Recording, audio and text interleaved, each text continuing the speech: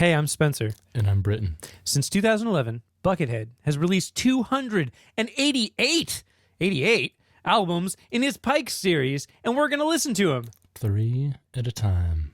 This is Getting Head.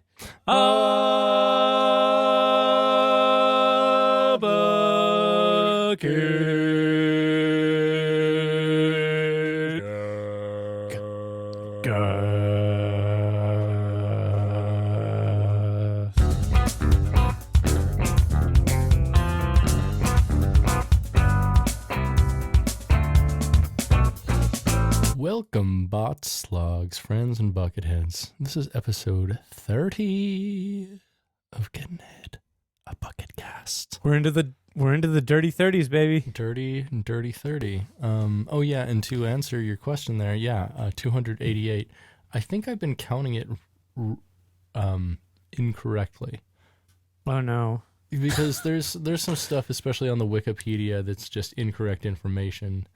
And I think I've been miscounting them. I think it's been 288 for the past 3 weeks now. Fuck.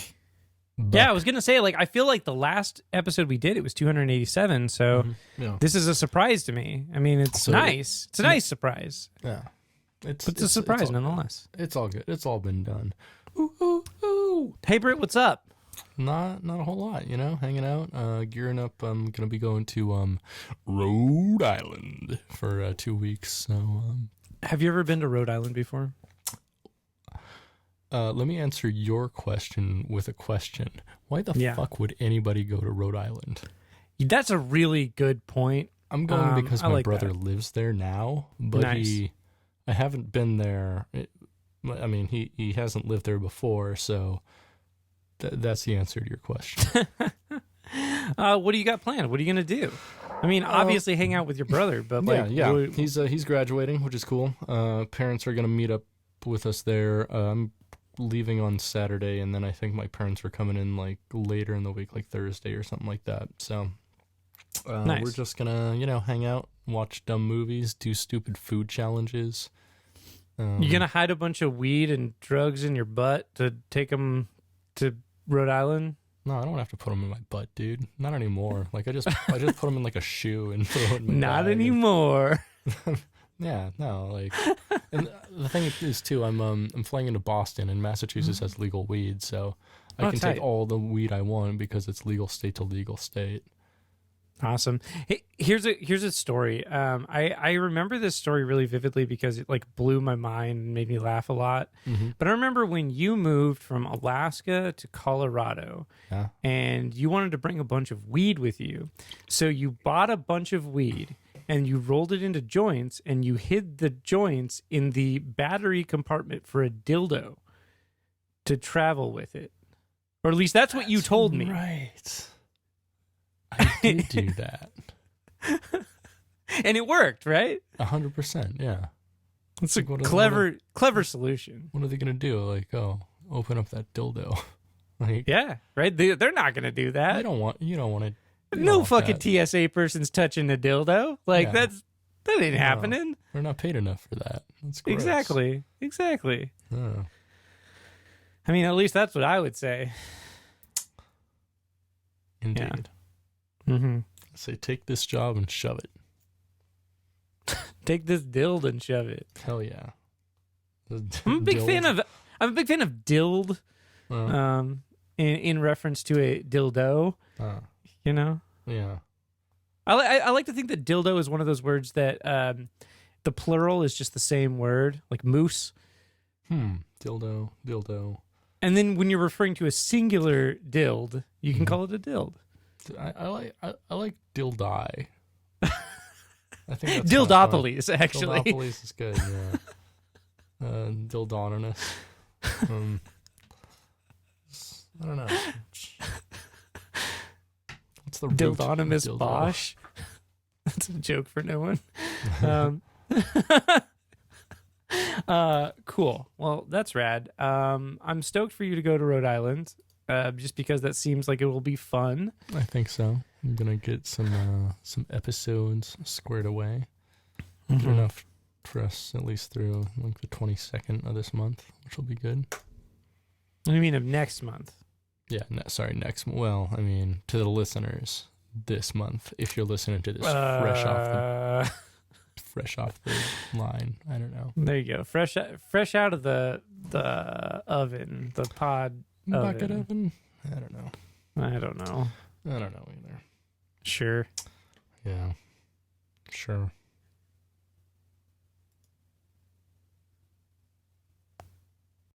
Cool.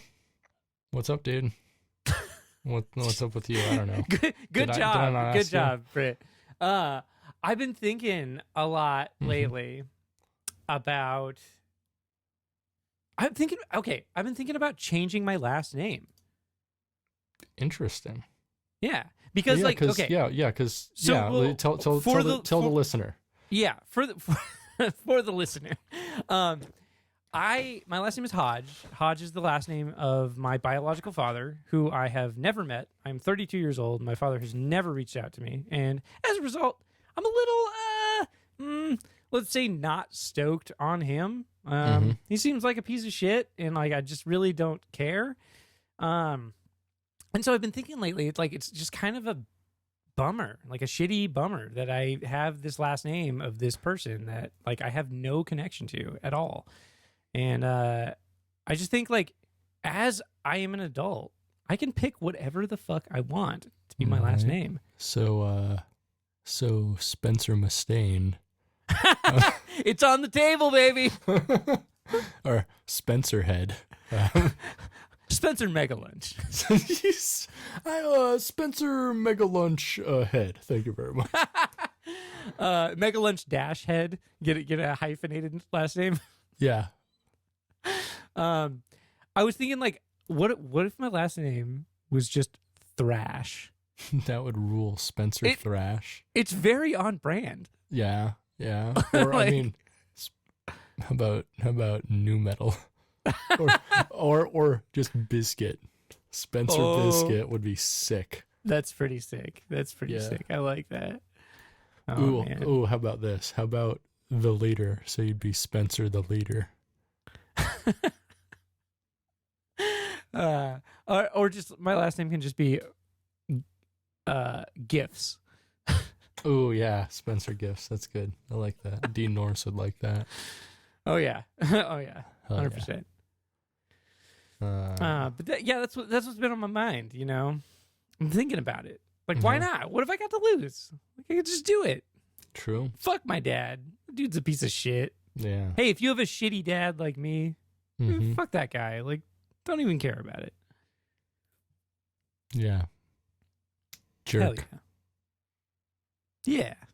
Yeah. Fuck yeah. Hey, Britt, can you hit me with a bucket fact? I can perhaps hit you. Bucket fact, bucket fact, bucket fact, bucket fact, bucket fact, bucket fact, bucket fact, bucket fact, bucket fact. Although Buckethead is usually credited in his albums as the primary guitarist, bassist, sometimes keyboardist, sometimes programmer, sometimes producer, sometimes other things. He wears a lot of hats. He wears a lot of buckets, really. On at least the first several pikes, and perhaps because only the first few pikes were actually physically released, the rest of them were digitally released. He's credited with several other different instruments and things besides guitar, bass, drums, programming, keyboard. Okay. Like what? Well, starting actually before the Pikes on the Cuckoo Clocks of Hell, he is credited with taxidermy, embalming, and clock repair. I believe all of those things. On the first Pike, It's Alive, he is credited with feathers and bass. Yeah, I see it. On Underground Chamber, he plays guitars, bass, and shovel. Nice. On Balloon Cement, he is not credited with any instruments. However, he is credited as the replacement Slug. Interesting. On Rax, the primary instrument he plays is credited as Bionic Fingernail. Yeah, I could see that too. On Slaughterhouse, he's credited with 3 things: guitar, peak, and tear out portions. Okay. And finally, on Albino Slug, he is credited with guitars, bass, and slug decoloration.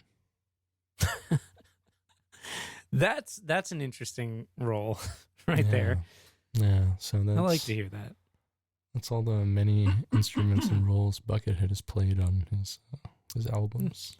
That's pretty cool. What have you credited yourself as on your albums? I mean, I haven't actually credited myself. It's just like everything, because I do all my stuff. So. But what about back in the day? You ever give yourself any weird credits? Not that I can recall, no. Okay. You? I remember one time I played guitar on this record by this band.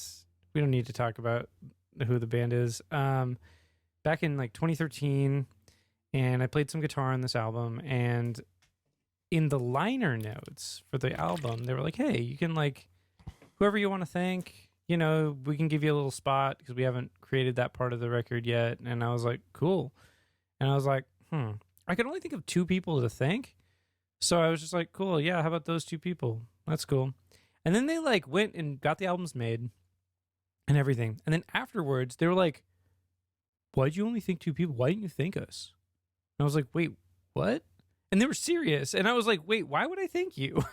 Like, and also like, wait, if this was an issue, why didn't you talk to me about it before you had the fucking albums made? Like, what is happening? Like, yeah. It was such a weird like interaction. Like, I'm not sure if they were fucking with me or not. Like, it was very weird. Because like all of them had like these very long like thank you sections. Like, and mine was just like a sentence. And like they thought that was really weird. And I was like, okay. Did both of them thank you in their thank you sections? I don't know. I don't think so. Oh, well, there you go. There's their answer. That's why you didn't thank them. That's because they're dickheads, too. I wouldn't say any of those dudes are dickheads, but it was a weird thing. It was awkward. There was a lot of awkward moments in that band. Like, I remember one time, like, I got in an argument with the drummer. We've since made up. Like, it's fine. But I got in an argument with him one time over email of all things, because he didn't text. Like, he like just was like, I don't text. And so he just like never texted anyone. He only like called people or emailed people. And so like we were talking over email and we got in an argument, and then like he was like, we need to talk. And I was like, yeah, I can't talk right now. I got other stuff going on. And then I opened the door to my house to go to the store, and he was just like standing in my yard. And I was like, what the fuck? Like, why are you at my house? Like, it's so weird. That's the weird. band was so weird. That is weird as hell. It was very strange. It was a strange time. How was your talk? Huh? How was your talk with It was intense, but it was also fine. Like, it was weird. Like that particular person, like when he got like really upset, like he went through different phases. Like he would get upset to the point where he would be like very like, if he got upset to the point where he was like very, very upset, like he would get like super quiet and like serious and like really intense in like a quiet way. And like that's the way that conversation went down. But then I also saw him like pull out a machete and try to, you know, threaten some crackheads at some point. So like shit, he was a spectrum of a man. A range of emotions. Sounds like a real person. Oh, that was like the crackhead thing was a situation. So like we were playing a show at a venue in Seattle called El Corazon. I don't remember which show that was, to be honest, but like we were playing a show there, and before the show or like during like one of the opening bands or something, it was like before we played, like a while before we played, and they were like around that area of downtown Seattle, like there's a like a good amount of like houseless folks that like you live around there, transient folks, stuff like that. And there were like some dudes, some like houseless dudes that were hanging out under a bridge nearby, and like it was like right across the street, and they were like getting really like agitated, and like one of the dudes like had a knife or something, and he was like screaming at people, and it turned into a situation like a crowd started forming like outside, like watching this dude to have a freak out. And so like the drummer for our band was like, fuck this guy, and like goes into his truck, and of course he carries a machete in his truck because he's that guy. And so he like got his machete out of his truck and was just like flexing in front of this guy with his machete, and we were like, oh no, we need to play, like you need to put the machete away. And his girlfriend's like, oh no. And like we're like, no, like just let the venue security take care of it, it'll be fine, like we have to play in 40 minutes, like come on. It's 40 minutes. That's a while, man. Like, yeah. So, oh man, playing shows is always a waiting game. You're just like sitting around for so long. Hate it. I hate that part of it. Like the playing is fun, but like the waiting around is just bullshit. Especially when like you're in bands with people that like want to hang out with people after the show. And like that's cool sometimes, like if you also know those people. But if like you don't know any of the people that like your fucking guitar player wants to hang out with after the show, like that shit sucks, because then you have to like sit there and wait. You're like, I can't go home till you finish fucking like talking to all these dorks, and like I don't care about this, I want to go home.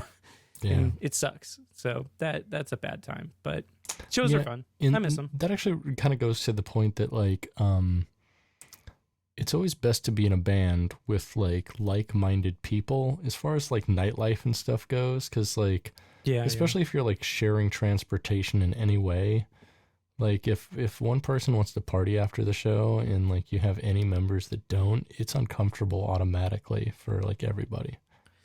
Yeah, or if it's just like, well, I mean, so that could be worked around, right? If you're like, if I was like, yeah, I want to party after the show, to that end, like this is how we're going to figure it out so it makes sense.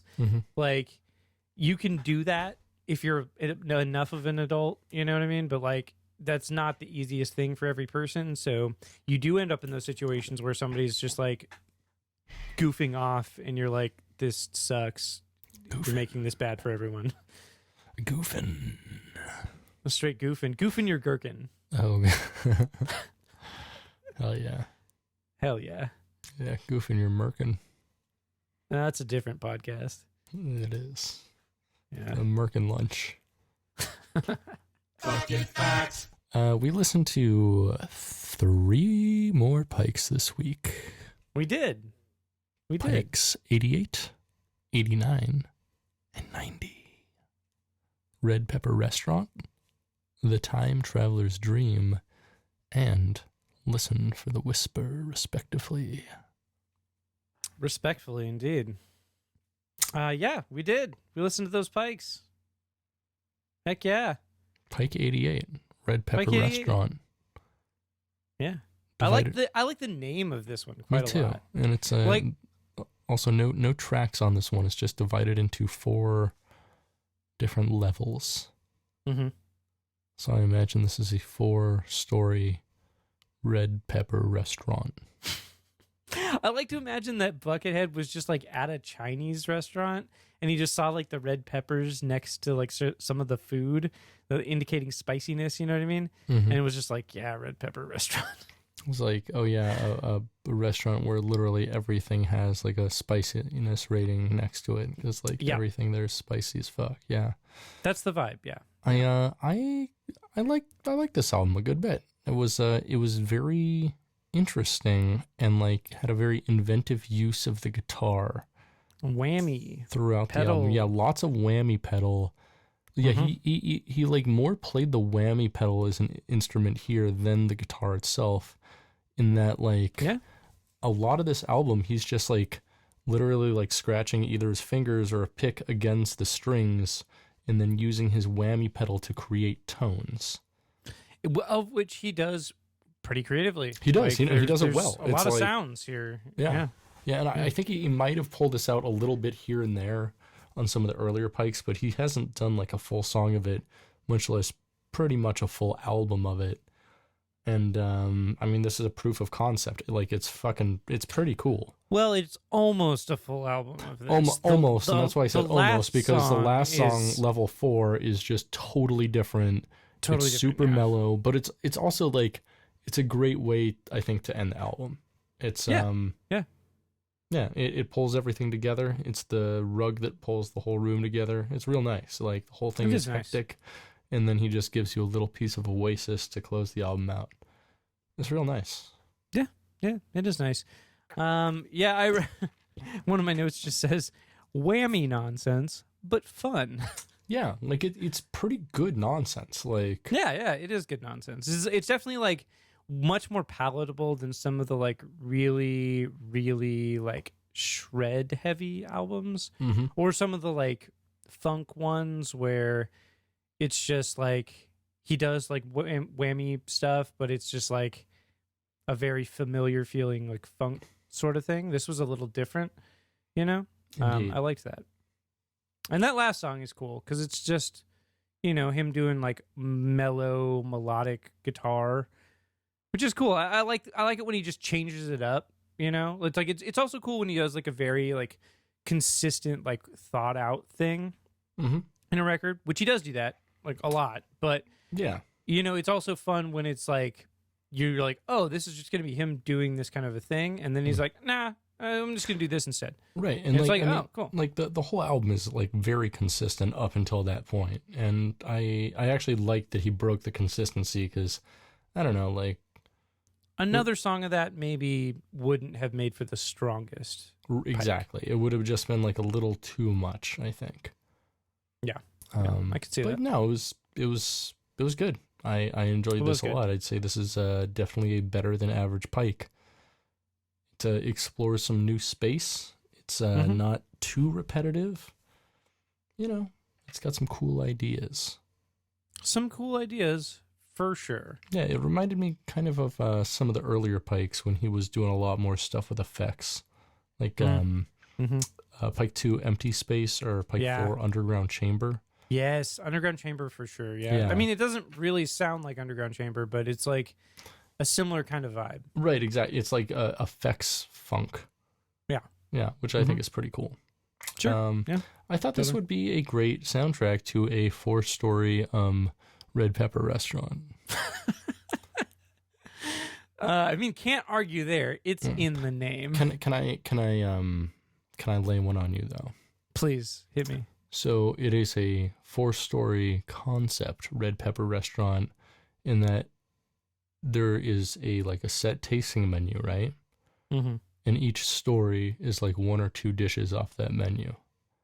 Oh. And so you have to progress. Like the opening one is going to be just like drinks and maybe like kind of appetizer type stuff, you know. Apps. We call them apps around here. Apps, yeah. I'm thinking maybe just like crackers with like roasted red peppers and goat cheese. Maybe some drinks or something like that. Stuffed mushrooms? Sorry? Stuffed mushrooms? Or if they're stuffed with red pepper, sure. It doesn't have to be red peppers. It does. This is a red pepper. I told you this is a red pepper restaurant. All right, get out of my mind palace. All right, you don't belong here. If you don't understand what I mean when I say strictly red pepper restaurant, you can get out of my trap house. So you can get straight up the trap, bitch. Straight up the trap. Second story is gonna be more just it's gonna be like maybe a red pepper soup with some red pepper finger sandwiches. What's a red pepper finger sandwich? You know, just like some finger sandwiches with maybe a dipping sauce, and like the finger sandwiches have like maybe some bread, roasted red pepper, a little bit of like cream cheese, something like that. Okay. You know. Sure. Yeah. I could get behind something like that. Yeah. Third story is going to be the main course, and that's going to be stuffed peppers. It's got to be stuffed peppers. Yeah, it's got to be stuffed peppers, right? It's got to be. Oh, yeah. Yeah. That makes sense. And then when you get to the top, that's going to be dessert, right? Oh, yeah. And that's a stuffed pepper, but it's stuffed with ice cream, baby. You just wanted to say that. You just wanted to say that the whole time. That was a setup for not much of a punchline. No, I actually just made that one up. That's the only course I didn't write down. Nice. So, I mean, you could do red velvet cake, but like in the shape of a pepper. I mean, it would have to be red velvet because red velvet cake is just a devil's food cake. So it's dark chocolate, but then it's colored and flavored slightly with raspberry juice. Sometimes, but sometimes also. Well, that's what it is traditionally. That's what red velvet cake is. Yeah, but like when you go to like the store, you go to a Kroger, if you will, or one of their subsidiaries, you buy a red velvet cake from their bakery. All it is it's fucking white cake with food coloring. Like that's true. Their red velvet cake is not actually chocolate. Like so, no like major like manufactured red velvet cake is. It's literally just like food coloring. Are you sure? I feel like yes. the box cake are like actually chocolate. I don't know if it's chocolate. I mean, it might be, but I'm pretty sure it's just food coloring. It's like the biggest lie. Like, you hate to see it. Give me that cake update. Give me that. Is cake one of those words that they used to refer to cash? No. It's like, give me the cake, man. What? Have you been hearing that and you thought it meant cash?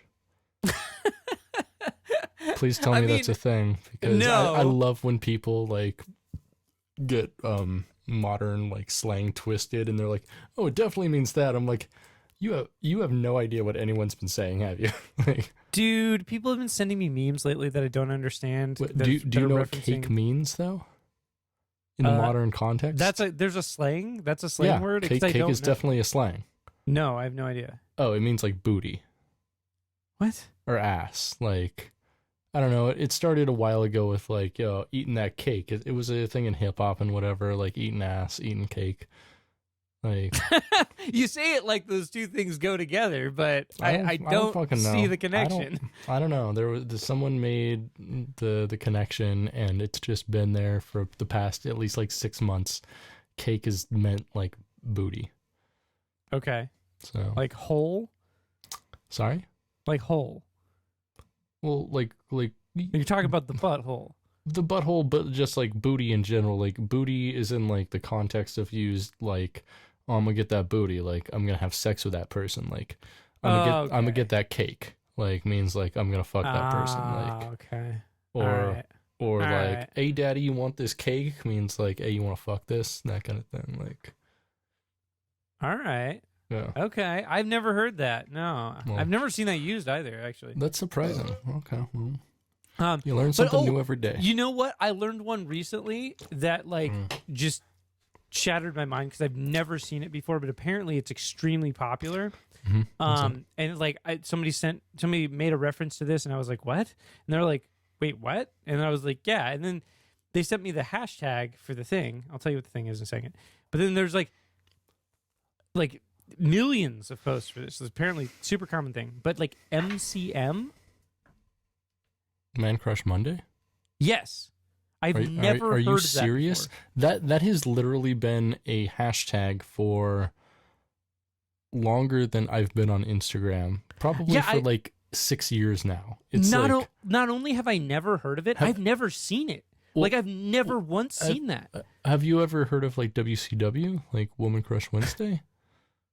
Or World Championship Wrestling, brother. I was like, I know about World Championship Wrestling. Hogan.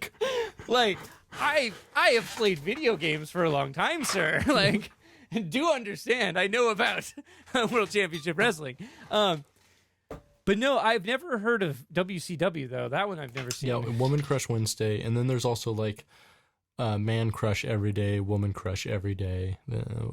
So what does that mean? I looked at the hashtag. I looked at some posts. Which still one? Don't Man Crush Monday. Man Crush Monday. What does that mean exactly? Basically, I don't understand it. Every Monday, people who like this hashtag will use the excuse that it's Monday to like post a picture of a person that they have a crush on who happens to be male. Okay. Yeah. All right. That's bad. I've never seen it. I've never seen anybody do that. Yeah. Has no one ever Man Crush Monday'd you? No, definitely not. Oh, I'm sorry, dog. I'm okay with that. Like that's fine. Like I don't know. I mean, it's like don't get me wrong. I mean, like, I get around, I fuck, like, it's cool, but also, like, I don't date normies, so, like, maybe that's why I'm not seeing that shit. I don't know.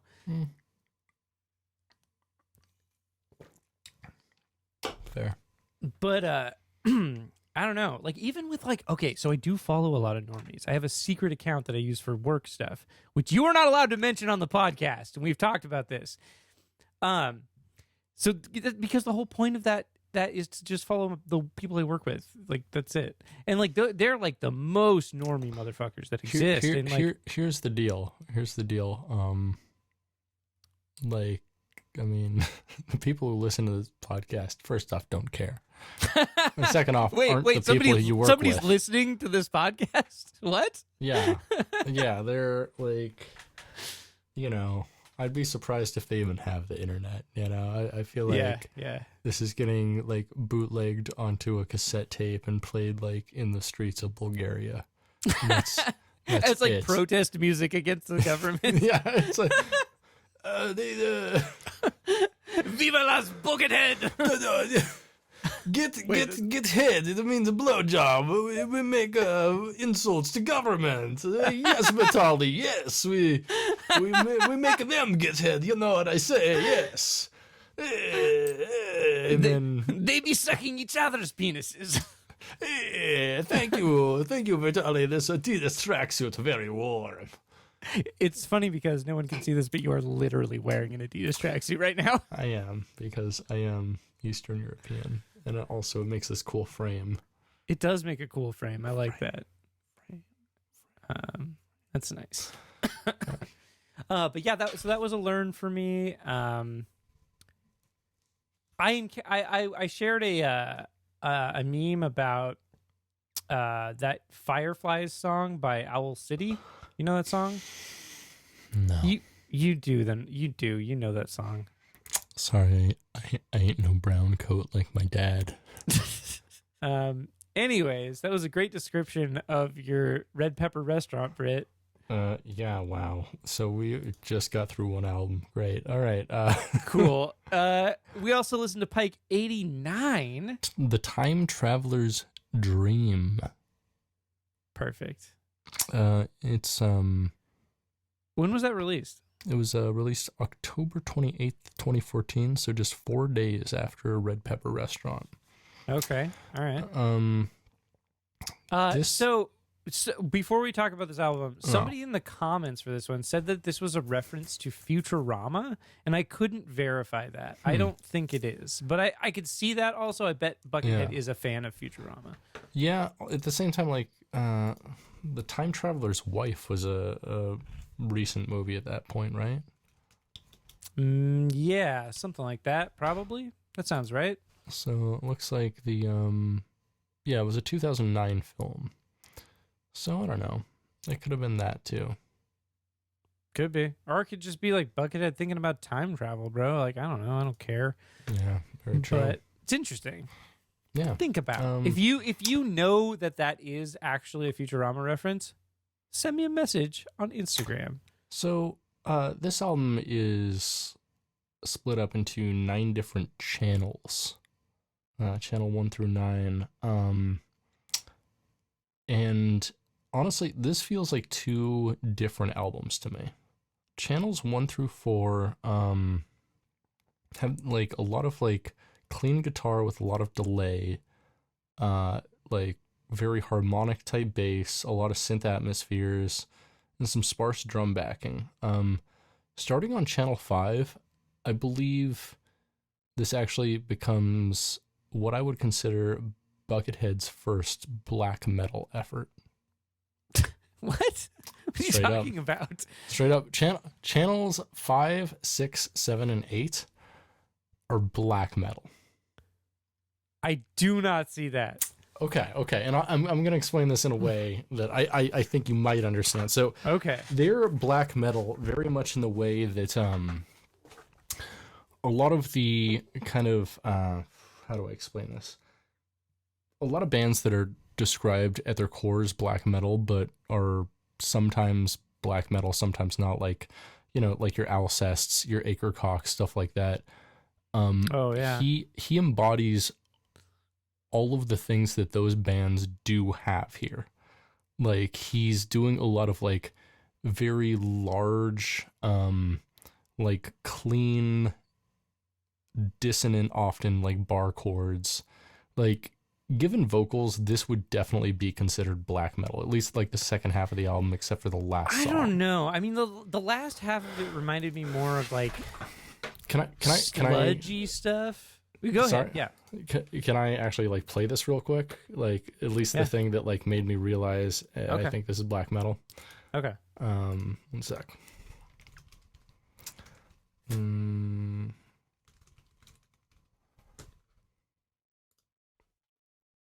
I get, okay. Right? Yeah. Right? Yeah. That's what I'm saying. So like, here, pause this. Sorry, I can't hear you at all. Yeah. So you're right in the sense that does remind me of stuff like Oranzi Pazuzu. Like, you ever listen to that band? Like, that band's sick as fuck. I don't think so. They're like psychedelic black.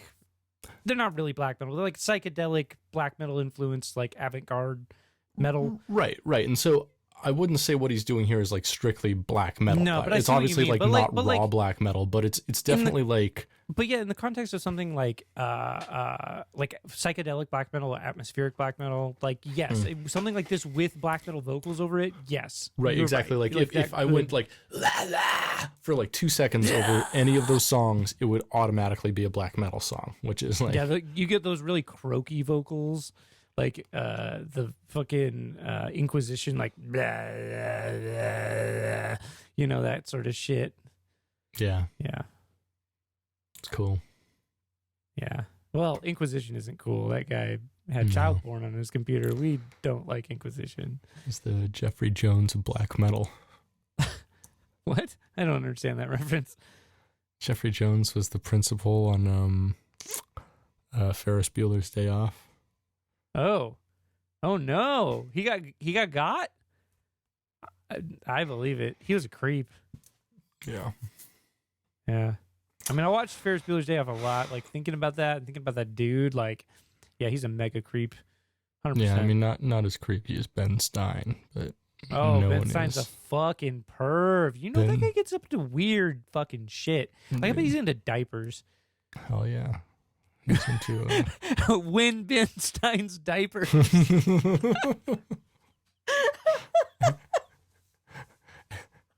Extort Ben Stein's money because you're a diaper prostitute. I support that. Yeah. Diaperprostitute.biz. It's our new website. Diaper r/rate my diaper pics. Is that right? I think that's right. Yeah, and r/rate my. Have we made those Reddits yet? No. I mean, they're still available. I mean, of course they're still available. What do you mean, of course? Like, some people are into that shit. A lot of people are into that shit. They are. Yeah. But yeah, Time Traveler's Wife definitely felt like two different albums to me. Really like the second half of the album. First half was fine. So, I mean, we haven't talked about the elephant in the room with this album yet. What? So the last track? Fact that the fact that there's like weird samples over everything. Yeah.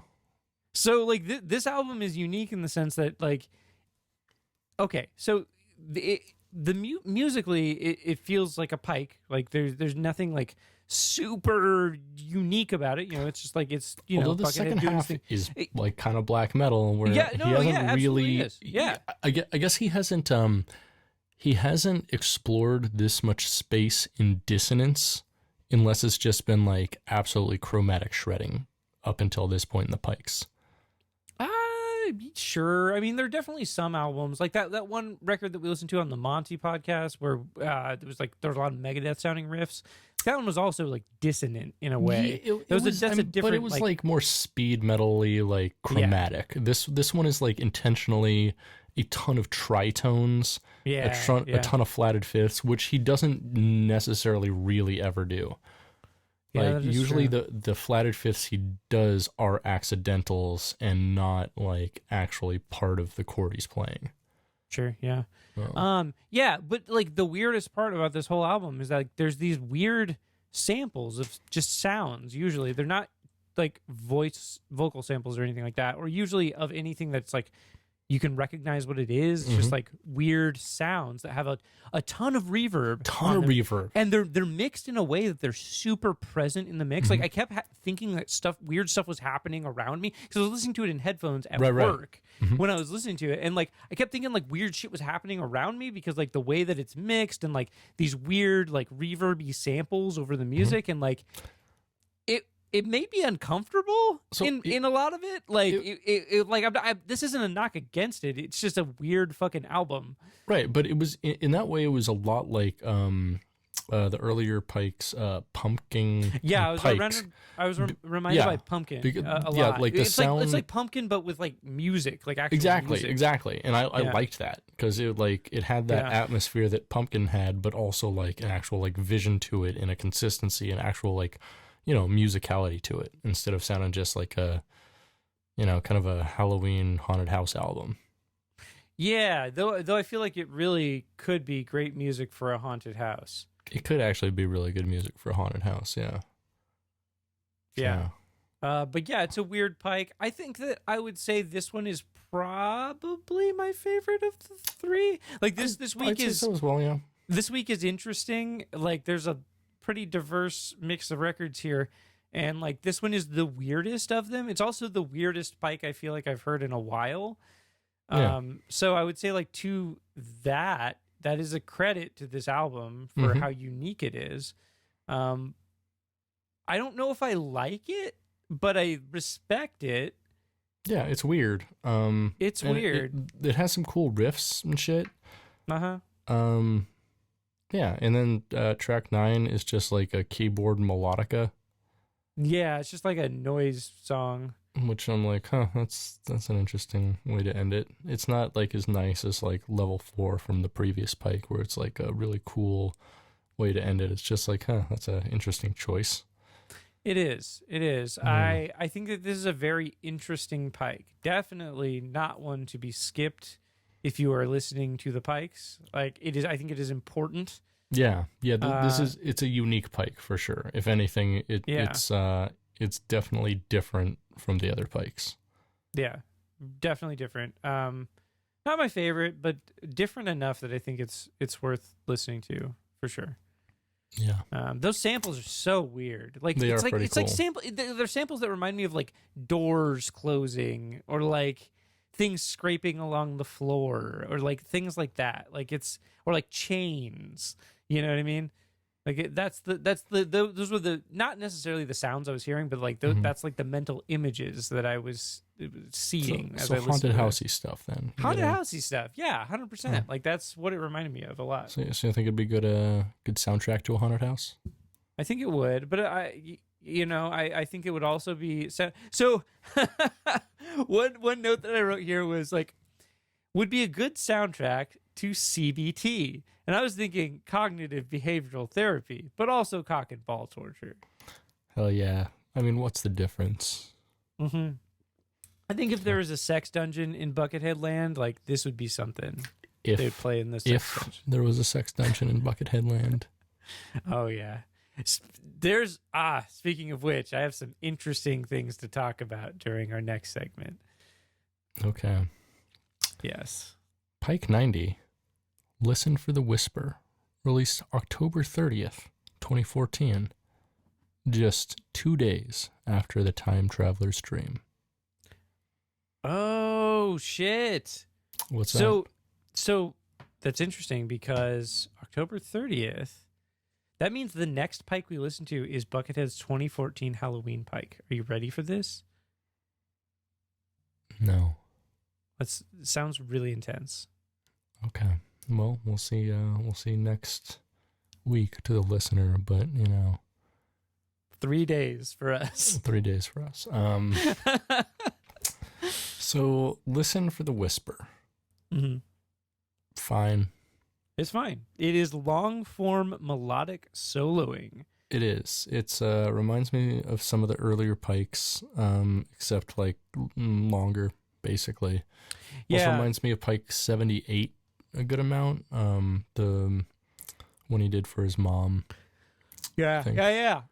That's Yeah, a good example. Yeah, it's definitely like in the same kind of vein as that. I don't think it's as interesting as that one. I don't also No. think that it's bad. There are some actual really interesting phrasing in it. Like he does some cool like guitar solo-y things here and there. And there's a wouldn't- couple cool like arpeggios that he plays on guitar as far as like backing tracks and stuff, but in general, this one's a little more on the boring end of the pikes, I'd say. See, I mean, I agree. I do agree. But I would take this over like blues rocky stuff, like I can almost see that. always, just because like I said, like it. You're right. It is on the less interesting end of the pikes. And to that end, you know, he's doing long form melodic soloing, and some of that is successful. Like there were definitely moments in this where I was like, wow, that is a cool little lick that he's playing. Like that's really neat. And like if you're a dork about guitar, like you'll probably like parts of this a lot, and so there is that.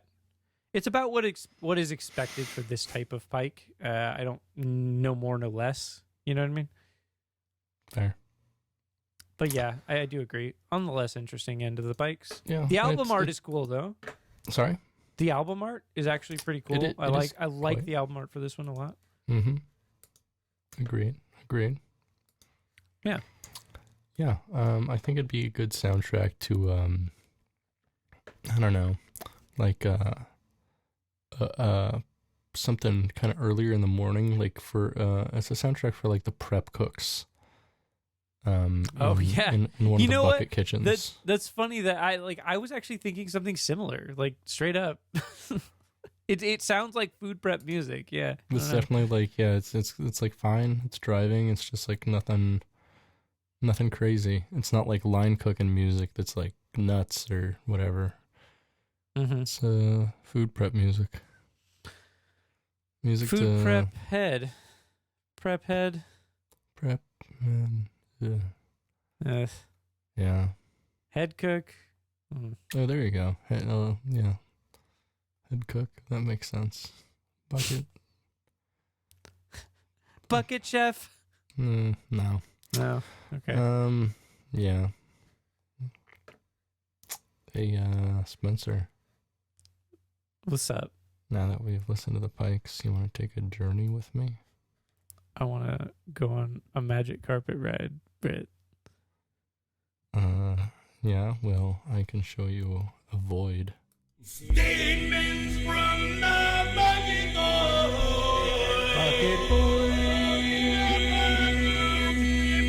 Well, here we are, Britt, again.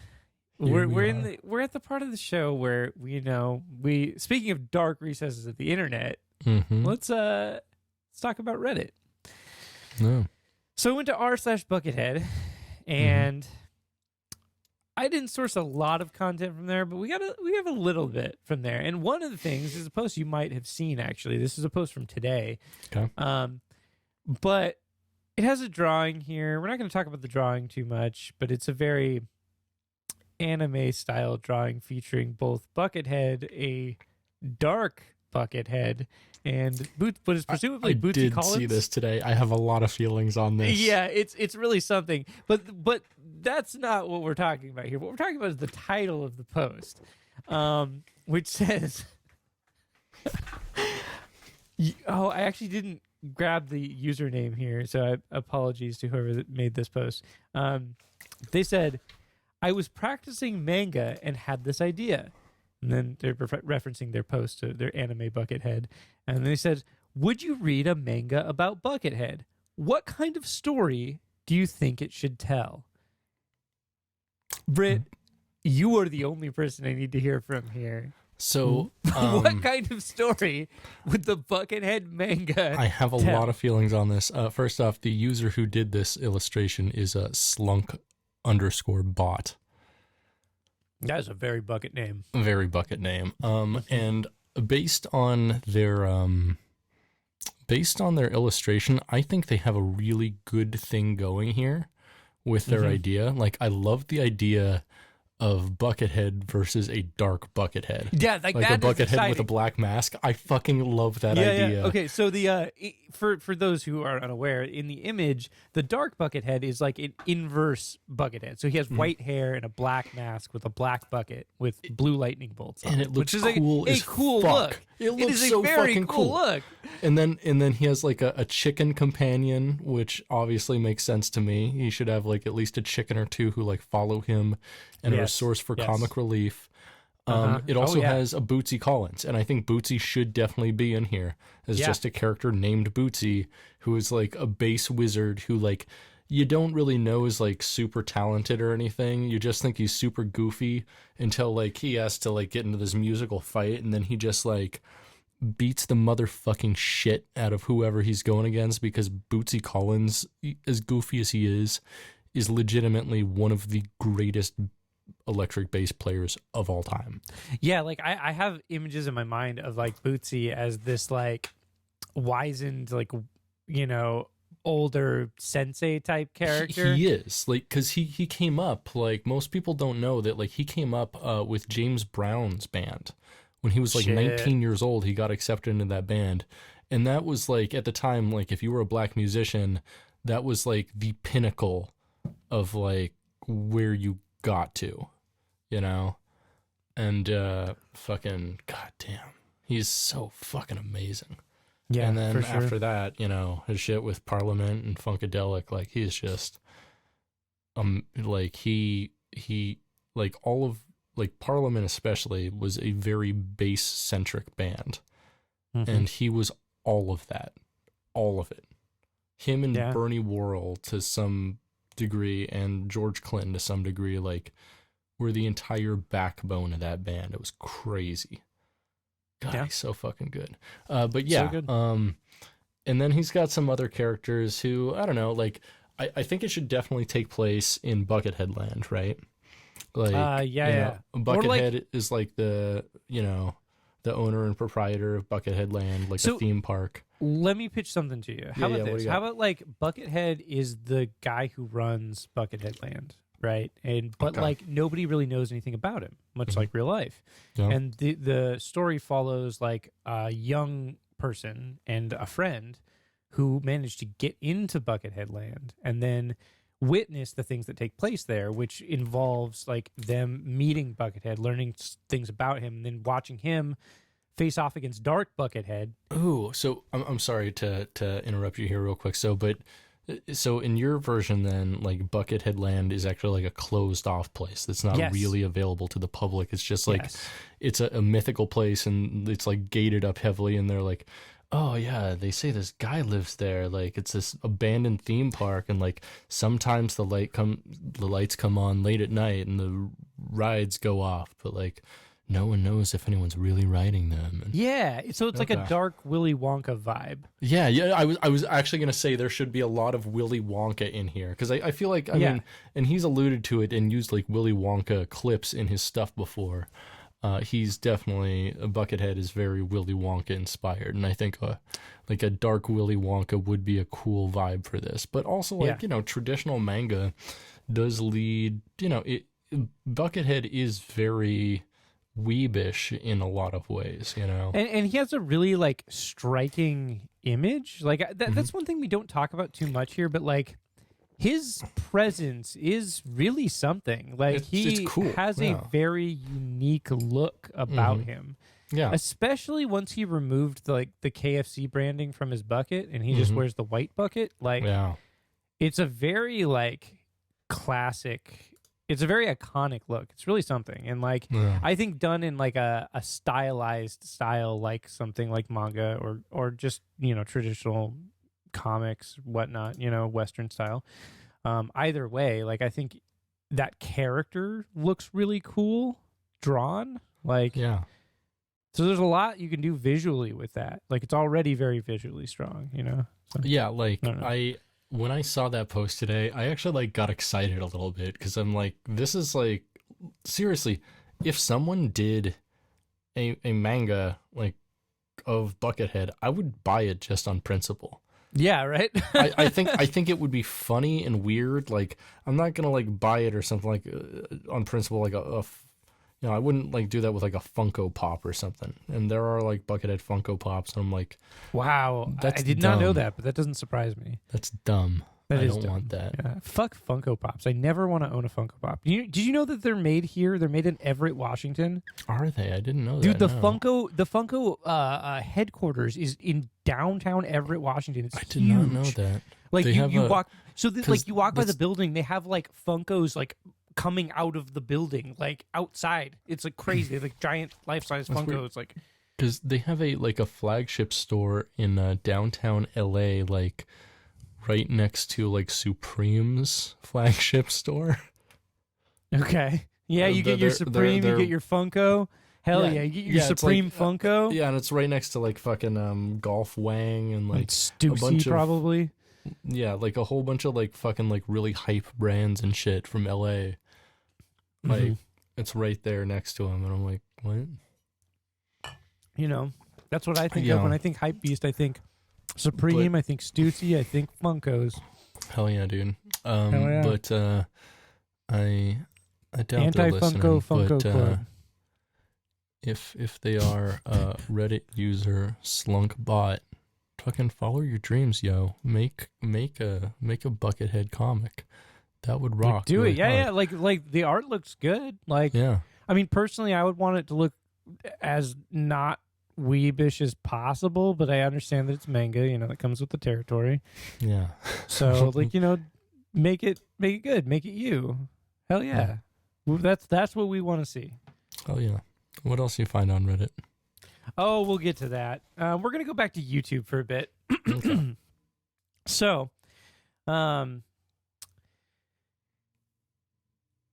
So, we got like quite a few comments about Red Pepper Restaurant. People like that title, which I think is understandable. It's a really good Mhm. title. Yeah, It's it very is. fun. This comment I kept in mostly just for their username. User Sexless Sexiness says, that title makes me hungry. Red peppers taste good. They really drew out the O's in good. Okay. Which we agree. We already talked about that, though. You know, you can have a restaurant. You can make it good. Yep. YouTube user Sean Albo says, level 1 spicy, jalapeno. Now, he's referencing, I think, to the names of the songs, like level 1, level 2, level 3. It says level 1 spicy, jalapeno. Level 2 spicy, habanero. Level 3, and they don't say the spicy here. They just say level 3, chili pepper. Level 4, pepper spray to the face. Which I don't know if I agree with that, because level 4 is a very chill song. Yeah. So like I don't really feel like that works, but you know, I like the idea here. I respect it. Yeah, I saw that earlier, and I was like, no, that doesn't really follow the flow of the album at all. The way it doesn't really follow the way that BH intended. I don't think so. No. The way that Buck intended. Yeah, Buck, young Buck, Is that a rapper? probably. Who cares? I don't. I was thinking about Young Jeezy the other day. You ever listen to Young Jeezy? He has this song called Put On, which came out in like 2007, 2008, something like that. I don't know. And it goes, I, don't think I so. put on for my city, on for my city. I put on for my city, No, it sounds real on bad. for my city. And then he goes, and in the background it's like, I put on. Yeah, it's pretty good. What you need to that know, doesn't sound like it's it. really good. Doesn't it's- sound like it. It's Sounds bad. really good. Like, trust me. Like, Real I would not. love to see a Young Jeezy X Buckethead. Love to see that crossover. That would be dope. Come on, Dan Monty, make it happen. So this was a comment on Pike 88, the Time Traveler's Dream, and user Las Vegas Man says 3 years ago, need more stoner pikes. I like that he thought that this was a stoner pike. I also thought that when I listened to it. It sounded Wait, which one? Time Traveler's Dream. Weird samples Interesting. and shit. That was, okay. I guess that. Yeah, I guess that clocks. Okay, I could see that. Yeah. We got a response to this one, which I thought was fun. Greg V says 2 years ago, "Oh, if I had this when I was still zooming and tripping in the 80s, it would have been a hell of a journey with a pair of good headphones and a few hours to melt." Zooming and tripping. Yeah, zooming and tripping in the 80s. That's what Greg did in the 80s. He zoomed and tripped. God, Greg's a fucking... What a legend Greg is. Greg's a stallion. Greg fucks. So Greg has a mighty cock. You have no idea. Yeah, you probably have an idea. It's regal. I'd say it's very regal. Yeah, you would know. You'd know about regal. That's you know for a thing sure. or two about regal cock. Yeah, you do. Hell yeah. Hell yeah. Hell yeah. We love that, Greg. Thanks for zooming and tripping. I like. It's interesting that Greg has moved away from zooming and tripping, but I guess that's good. You know, you go through phases in your life, right? I mean, it's been a good 25 years since he's zoomed or tripped. 35 years. Holy shit. I was gonna say, bro, it's been more than 25 years God since the damn. 80s. Wow. We're old now. Yikes. When we were kids, it was like 20 years ago. Yeah, I know. It's weird to me because I whenever someone mentions the 90s, I'm like, oh yeah, like 10 years ago. I'm like, oh no, like 15. Fuck. The 90s were more than 15 years ago. I know, and that's why they keep.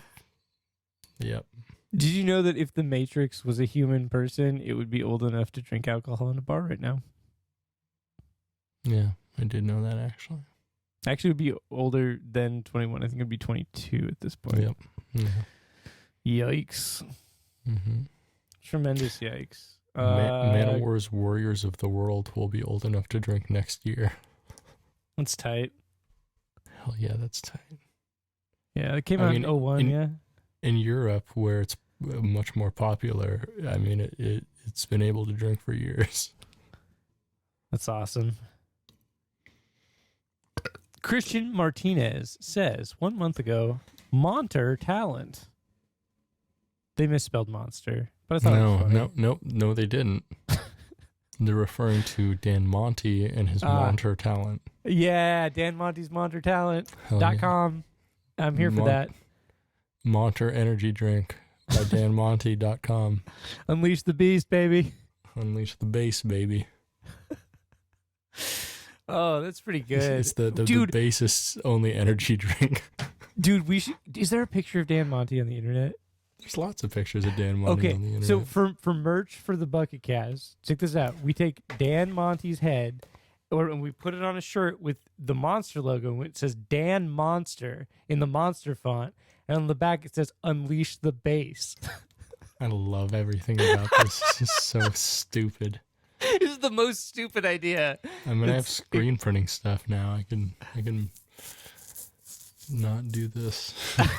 Yeah, I was gonna say, like, this is too stupid, but maybe it's an idea. But maybe. What else is the internet saying? YouTube user. We're familiar with this one. Bucketbot. Oh, Bucketbot with B-O-T, B-0-T. We'll get to Jordan Vine. B0T. That's correct. Bucketbot. Cheers. I like Bucket B0T. Positive fella. You could say that. They say 1 year ago, Buckethead is an endless dilemma. One can't simply decide what to share from him. XD. Sometimes I feel like sharing his Wikipedia all day, every day. That might be a bit off.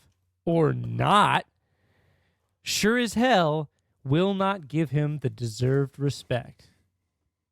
He is truly the condensed form of all musical elements to this day, making them shine as much. I guess this is his form of respect to all the artists before him and nowadays. Fuck, I talked too much. I will shut up and silently listen for the whisper. Listen for the whisper, brother. Hell yeah, Bucket brother. Butt, you're a real deep thinker. I agree. Got some deep thoughts about Buckethead. Deep bucket thoughts. Bucket thoughts. Bucket thoughts. Bucket thoughts. Bucket thoughts. Bucket thoughts. Yeah, that's fun. I like my favorite internet stuff about Buckethead is just people going on these weird like stream of consciousness, like rambling comments about what Buckethead means to them. Because I've now at this point read so many of those that they have taken on an art all unto their own. Right, and they're all like kind of similar, but they're all different. And like it's always fun too when people are like, "Oh, Buckethead is so great, so good. Like he's like beyond real, like an alien or an angel." And I'm like, "What the fuck?" Like, I mean, he's like he's so a good, much of that. He's a good guitar. He's a very good musician. Like it's tremendous musician. Like sometimes the rabbit hole just keeps going and going, and I'm like, whoa, I'm not. I was with you in the first half, but Christ, like, yeah, 100%. I like some ancient alien shit, bro. But yeah, buckets.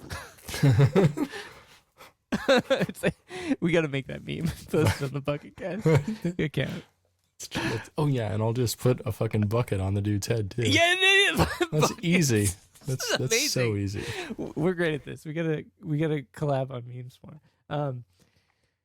So yeah, I've read so many of them, and they're so like different, like you said, but they're all also very the same. And some of them are a little special. I like the idea of sharing his Wikipedia page every day. Like I think that what that person meant by that is like post their a link to Buckethead's Wikipedia like on their Facebook every day or something. Like I'm not exactly sure what they mean, but like that's cool, I guess. I mean, it would be weird like after the second time. I think most people would just be like, what is it's this again.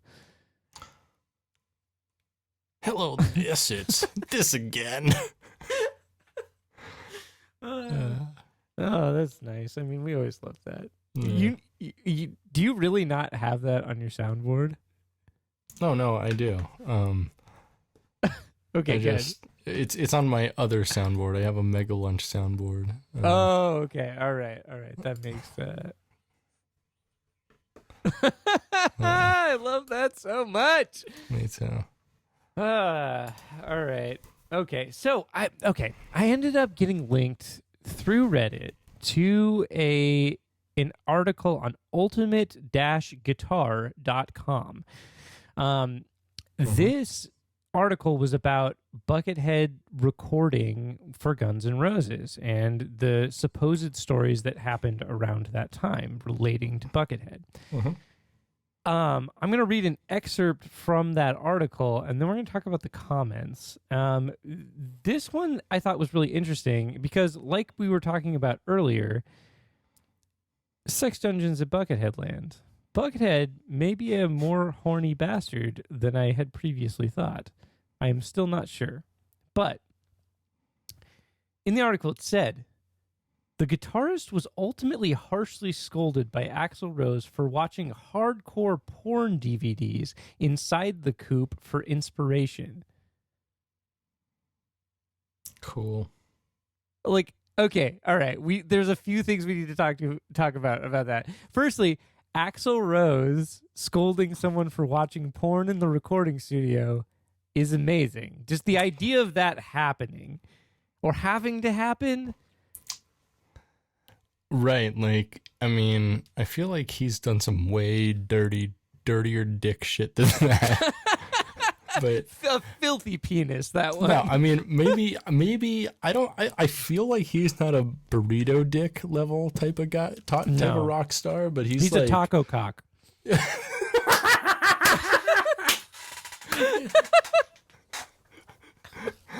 Yeah, he's definitely like a chalupa dick type of fella. Like he's I'm sorry, I'm gonna override. I think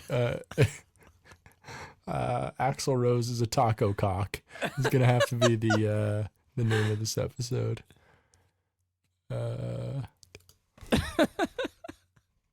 Right. But like the idea of him being like, I got to talk to this weird bucket guy about the porn he's watching in the studio. Like, I mean, like imagine if you were Axl Rose in that situation, you're like, my filthy penis, and I have to like tell this man to stop watching porn. But you know he like the way he went about it was more like it was a reactionary thing. Like he came in and he's like, "What is that? Is he watching porn in here?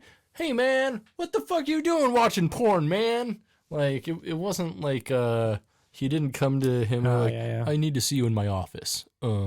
So I understand you've been watching how do I put this? Pornography. You know, it wasn't a fucking like. Yeah. You didn't go in there with like a fucking write up or anything like. And then check out this quote. Now I forgot the person that this was quoted from. This was somebody, I think it was the manager of Guns N' Roses or something like that. This person's last name is Zutot. Their last name is Zutot. I didn't grab the rest of it. Sorry. What they said, Bucket was pretty despondent. He disappeared for a few days after Axl scolded him because he was pretty torn up about it. Shit. Not because he was angry or because he thought he should be able to watch what he wants.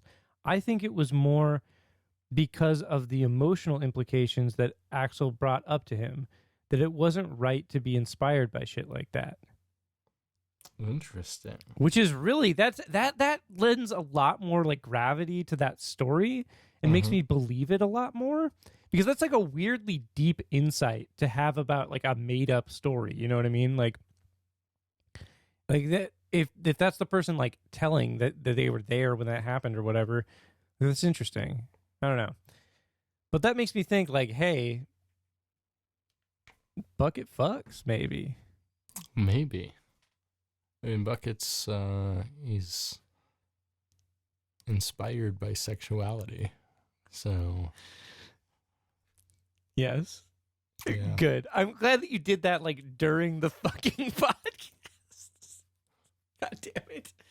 In the words of Manowar, strike while Well, the iron is hot. Steel is strongest. So say we all. Dun, dun, dun, dun, dun. And if we were not brothers of metal, would we fall? No! This is so hard over Zoom. We can't. It's like in person we can sing It's it. yeah, This is it's so hard. Yeah, we never sing Manowar over the internet. No, let's That's a never do lesson that to again. That everyone. was All right, That's a good what title too. what Never else- sing Manowar over the internet. What else does the internet have to offer us today? Okay. All right. Well, after that, we got some comments on that article, which is pretty cool. This comment was pretty good. This is from Ultimate Guitar user Francisco Aguirre. I don't know how to pronounce that. Who says, this was a year ago, Buckethead is basically a real-life incarnation of a character that Les Claypool would sing about on a Primus song. And I agree with that, like 100%. Like, that's amazing. Yeah, I mean, Actually. so like Primus basically has a song, or like Buckethead has a song featuring Les Claypool called Buckethead, or the Ballad of Buckethead, that is like that entirely. Yeah. And it just like works because it's a natural fit. It's a natural fit. I love that. And like I've been aware of that for some time. It's just like having somebody put it like that so succinctly. It's like, yeah, I agree. That's great. That's good. That's good. Possessed guitar player. The guitar player from Possessed plays for Primus. We can't forget that that's real. Yeah. Larry LaRonde, I believe, is his name. Possessed. He was to possessed Primus. like on their two like big albums in the 80s. He was the lead guitarist, which is like what? Wait, what? That's funny because that's how you said it last time. Yeah, What? I'm still like, huh. I mean, I guess, but like, I guess, yeah. I just don't see like a point, like a path from point A to point B here. And Yeah, it it's like- was an immediate path. He like went from Possessed directly to Primus, and he's been with Primus the rest of his life, and that's it. And he's never like played like death metal again, really, or anything. And I'm like, okay, What? So weird, dude. So weird.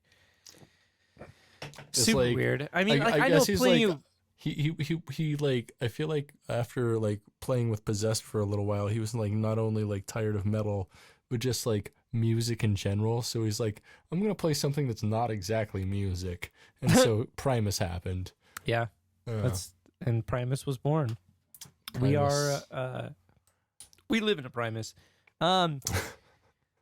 Ultimate Guitar user Zach2K says a year ago, a guy with an amazing career, definitely top 3 best lead guitarist for Guns N' Roses, other than Slash and Bumblefoot. Shit.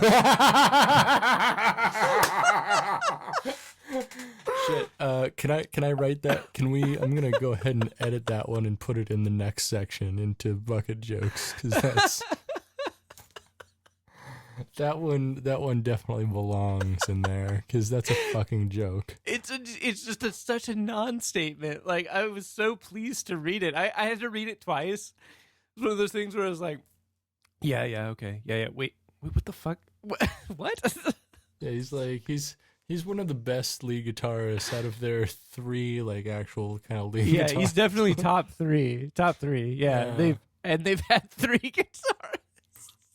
I mean, they've had more. good. They've had like a total of like 9, but like those are the 3 that have kind of been the lead guitarists who like play lead on everything. So Sure, yeah. Pretty good. pretty good. Pretty fun. Pretty fun. And we're gonna hold on one second here. We're gonna end things with a return from one of our commonly spoken about Buckethead commenters. Jordan Vine 69. I find your comments so fine. I'm gonna make a Jordan Vine song specifically. We're gonna have a sub segment every week, and I'm gonna make you find a Jordan Vine fucking comment to yell. Yeah, please. Oh God! All right. Okay. Are you ready? 3 years ago, YouTube user Jordan Vine says, I totally agree with you, mate. The state of today's music is so fucking shit that there's not a word for it. So fucking boring. But I will never get bored of Buckethead, because for one simple reason, his music is not fucking boring. I don't think it can get boring, because it's that fucking phenomenal. I feel that energy, Jordan Vine. 1 thumbs up. I wish I had more than 1 thumb to give. 100%. You know what? I'm gonna cut off my other thumb and mail it to Jordan Vine, just so he knows how many thumbs I really want to give him.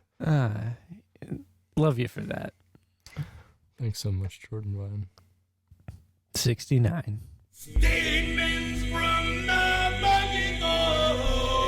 Bucket Boy. Hey Spencer, What's up, Rip? I've been working on some yucks. Oh God. You want to hear some funnies? Yep. I guess it. Bucket joke. Bucket joke. Bucket joke.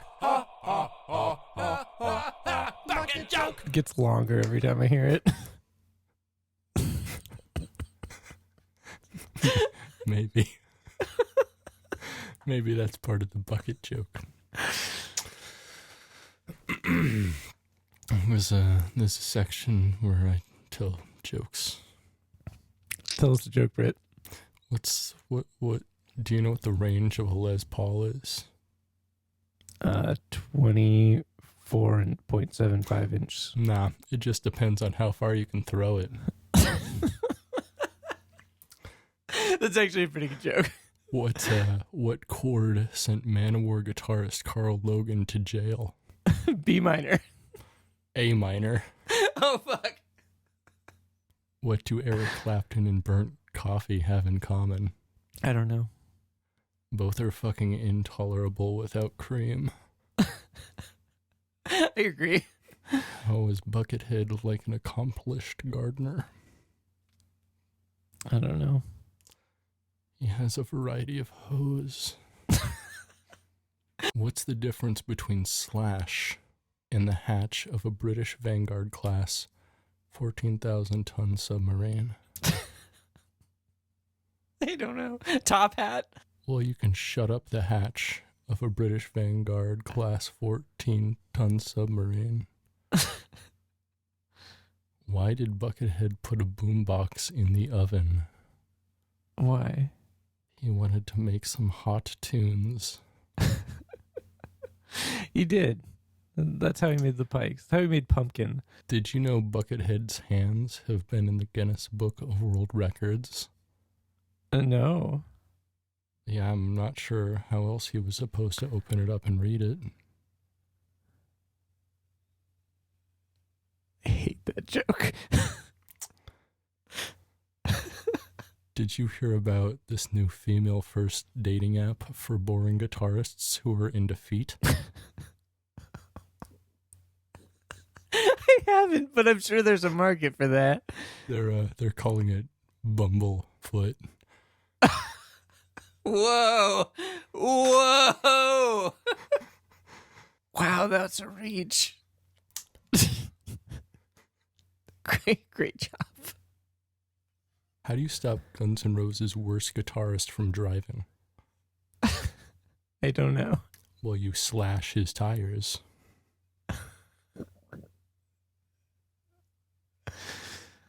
How do you stop their vocalist from driving? I don't know. Well, you break the axle. Okay. Oh no. What? We're gonna end it with this one. Why does Indiana Jones hate Slash's snake pit? Snakes. Well, because they fucking suck.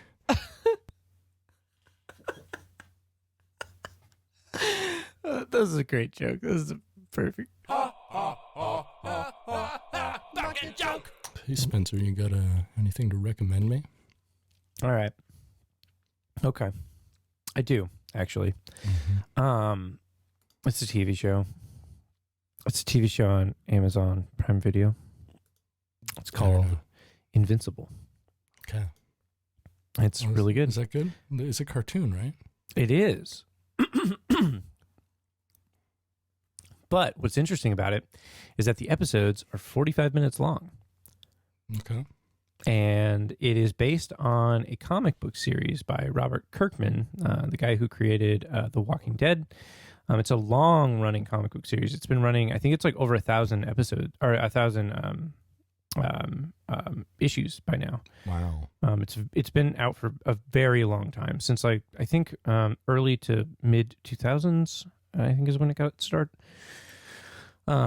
Anyways, the show, I don't know how accurate the show is to the comic. Based on like how the show's going, I'm thinking it's probably pretty close because it feels very comic booky and how the story is delivered. But it's super, super good. Like I cannot recommend it enough. You should really watch it. I think it's only like 7 episodes long, but it is awesome. It's so good. Sick. Hell yeah. Sounds neat. It's neat as hell. Recommend it. Prime produces some pretty good stuff now. As much Yeah? as I hate Amazon and think they should burn to the ground, they do make some decent content. But yeah, they do. They really do. Um, They're making that Lord of the Rings show. I heard it's cost them $500 million so far. Do you want to do a podcast about that? Maybe that would probably be lucrative. We could do it with Monty. He likes Lord of the Rings. That's true. He does. That's a thought. Yeah. Maybe we should. That'd be fun. Yeah. Hell yeah. Anyways, what do you got to recommend me? So last night I was talking with my brother, and he mentioned recent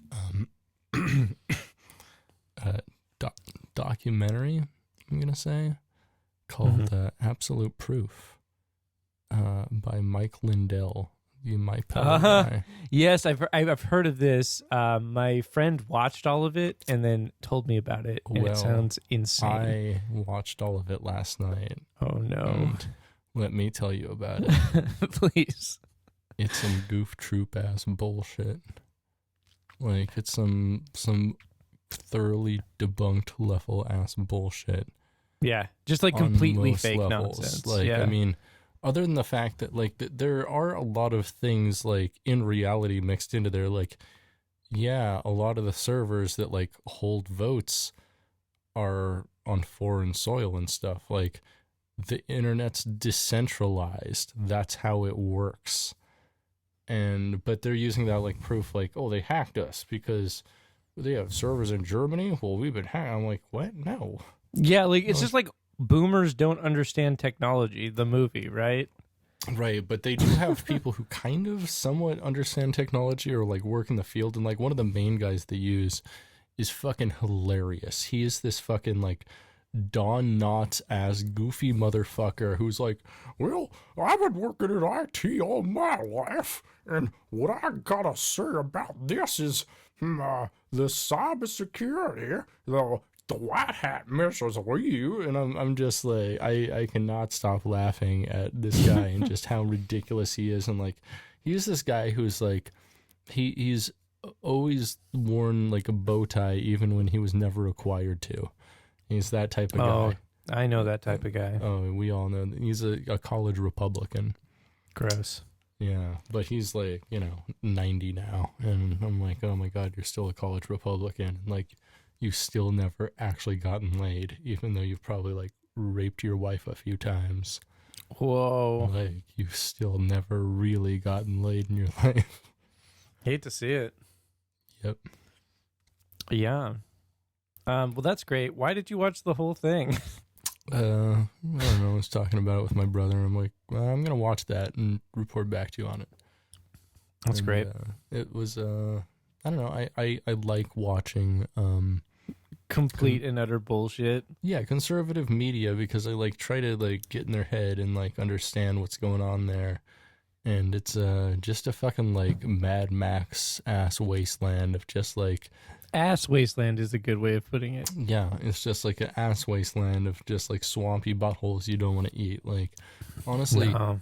I don't know if I'd eat anyone's butthole who voted for Trump. I just don't trust that butthole. Like, they don't believe in bidets first and foremost. And you're a believer. I am a true believer now. Yeah, what do you think of that butthole washer, dude? Pretty sick, right? Hell yeah. Hell yeah. Butthole wash 1000, baby. Yeah, it's pretty good. Feels good. It's a dog wash maximum, baby. Ass wash maximum. Fuck yeah, dude. Wait, so are you recommending that I watch Absolute Proof by Mike Lindell? I'm recommending that if you understand Mike Lindell is fucking full of bullshit and you won't take a grain of any of it seriously, listener or you, watch it and laugh at him, because he's a funny clown man that should be laughed at. 100%. And he frames it. It's supposed to be like a documentary, but it's framed much more as like a 2 hours of news commentary, much like maybe like a very low budget Tucker Carlson that is like fucking terribly edited. Like they will like literally cut to new segments in the middle of sentences. They did it several times, and I just like laughed every time. Do you see the boom? Do you see the boom at all? I don't think I saw the boom. Actually, well, unless you're talking about Here Comes the Boom, the Kevin James film. Oh, yeah. In which case, that is what I'm talking about. I definitely saw that. Box cover art. I never saw the movie. I don't think I'll ever watch that. You're not a Kevin James completionist. No. Maybe you should be. Kevin James secretionist. That's actually a better title for the episode. I just collect his semen. For research purposes only. Sure. If by that you mean researching the best bubble tea of all time. Oh man, you remember that cookbook, the Cum cookbook? Yeah. Cooking with Cum. It's called Natural Harvest. Cooking with Cum. No one's actually done that, right? No, weird people have definitely done that. Like, God. Like, fucking hippie people, like, put poop and stuff in their food to build up immunities and shit like that. You know? Oh my God. I found a really great Facebook post about that. Amazing. I've probably seen it. Yeah, it was like the one about putting poop in the chili. Yeah. Yeah, you've seen it. You've seen so putting good. poop in the chili. That cannot be real. I hope to God it isn't, but at the same time, I believe it is. I want to believe. I do too. I thought about it for a second. I was like, but nah, I do want to believe. My Brown X-Files. Oh. All right. Where can I find you on the internet, Britt? You can find me at Meme Scoop, SCUUP. Where are you, Spencer Ryan? Spencer Ryan. That's your new last name. You just get my middle name as your last name. All right, that's fine. Away. Spencer Ryan. Yeah. I'm at New Metal Karate Society on Instagram. Instagram. Yeah, I think that's what it stands for. I don't know. Is that like? I wonder if I become an influencer. Do you think I get like graham crackers?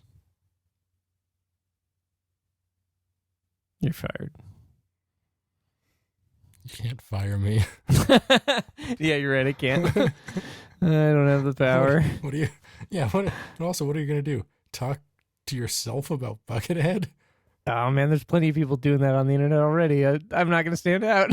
Yeah, you're just gonna be fucking Jordan Vine in the mist. Like whenever I read those comments, I imagine like he is like fully nude and screaming at his computer. Like that is like what I think. They just let him into the yard for 1 hour a day, and all he does is post on fucking YouTube about Buckethead. Yeah. He's just this madman who like just draws giant murals of Buckethead and his own shit on the walls in the fucking Yes. bin. Yes. That's the energy that he's conveying here. Yeah. We love to see it. It's real Buckethead fan energy right there, isn't it? Hell yeah. We love that. We want Buckethead fans that draw Buckethead in their own feces. We want that. We do. It's good. Love It's that healthy. Feces. This has been Britton Ryan Straw. And this has been Spencer. You've been listening to Gettin' Head, a Bucketcast. Stay greasy, Bucketheads. Namaste.